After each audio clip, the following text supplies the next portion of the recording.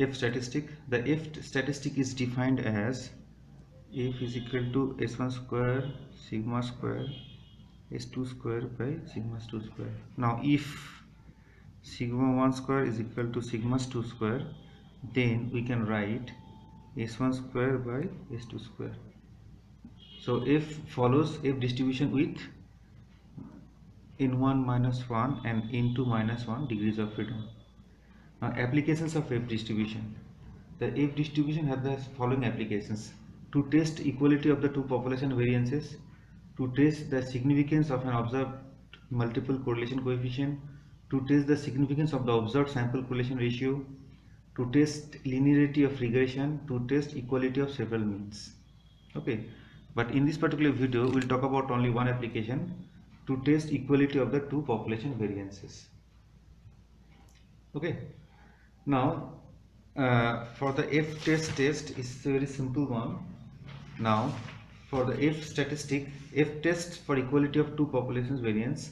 Suppose we want to test whether two independent sample x and yj, xi and yj have been drawn from the normal populations with the same variance. Okay, or whether the two independent estimates of the population variance are homogeneous or not. So the population of interest x1 square and s2 square. Okay, now level of significance is 0.05 or 0.1 etc. Null hypothesis sigma 1 is equal to sigma square. Each one is alternative hypothesis for two tail test, for right tail test and for left tail test. Okay, now F statistic, we have to calculate the F statistic. It is S1 square by S2 square. And how to calculate S1 square? So it is 1 by n1 minus 1 xi minus x bar square. And what is S2 square? 1 by n2 minus 1, okay, 1 2i minus x2 square.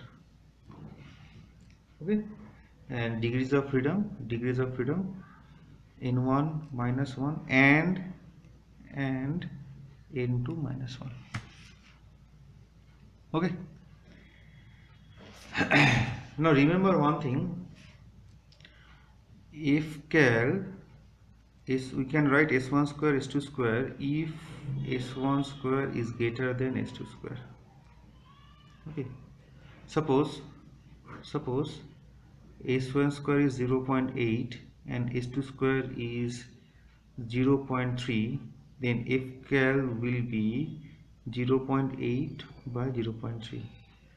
But if in another instance, if s1 square is equal to 0.7 and s2 square is equal to 0.9, then f cal will be 0.9 by 0.7. That means f cal always should be greater than equal to 1. Okay, now what is the application of F test? So using F test we can say that okay, example, a sample of 5 from packet A yields a variance weight of 12 gram and a sample of 6 drawn from packet B yields a variance weight of 15. Is it likely that the variance of source A is significantly different than the variance of source B with 0.1 significant level? Okay, so the given are sample size here 5, here sample size is 6, here variance is 12 gram, here variance is 15 gram. So here 15 is more than 12, so F cal is equal to 15 by 12. Okay.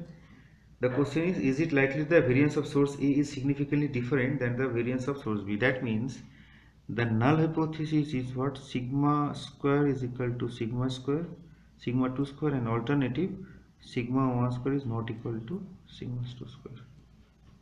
Okay. Now if you calculate its value, then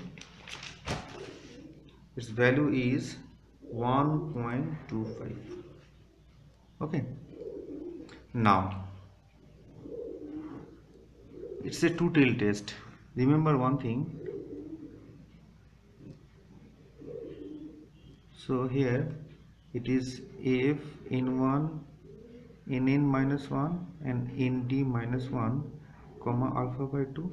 Okay, in this case f nn minus 1 nd minus 1 1 minus alpha by 2, that is equal to 1 by f nd minus 1 nn minus 1 comma alpha by 2. So what is nn? N is the numerator, size of the numerator part, and nd is the size of the denominator part. So here the size of numerator part is 6. Okay, so nn is equal to minus 1 is what? 6 minus 1, and nd minus 1 is what? 5 minus 1. So 5 and 4. So f5 comma 4, assume alpha is equal to 0.1.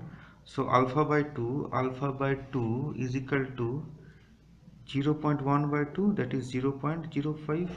Okay, so its value is 0.05.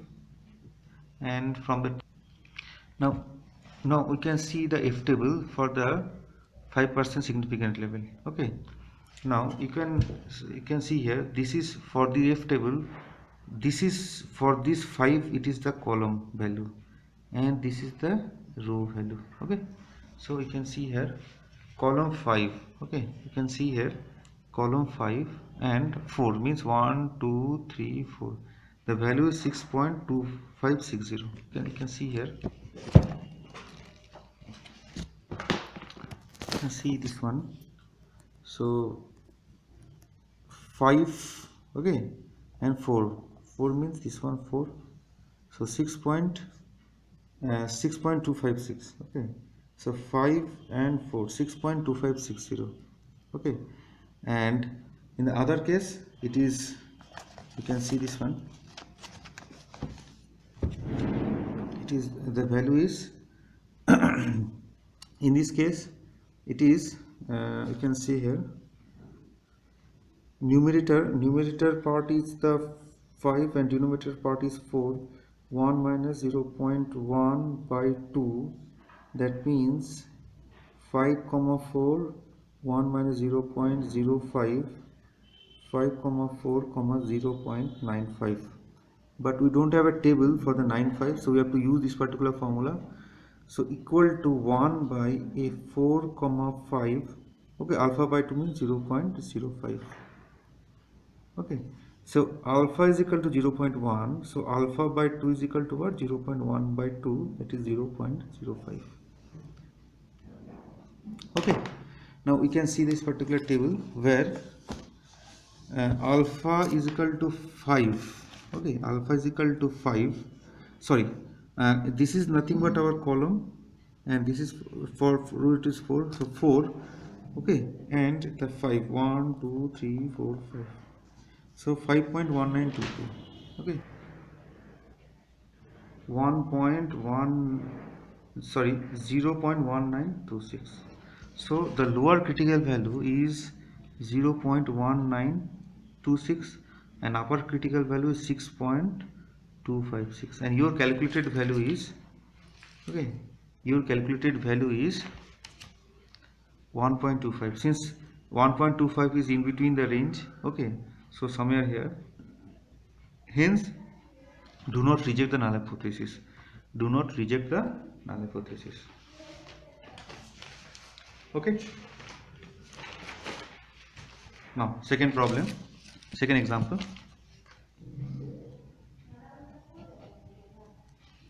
A factory manager suspects that the variability of the refilling machine A is greater than that of refilling machine B.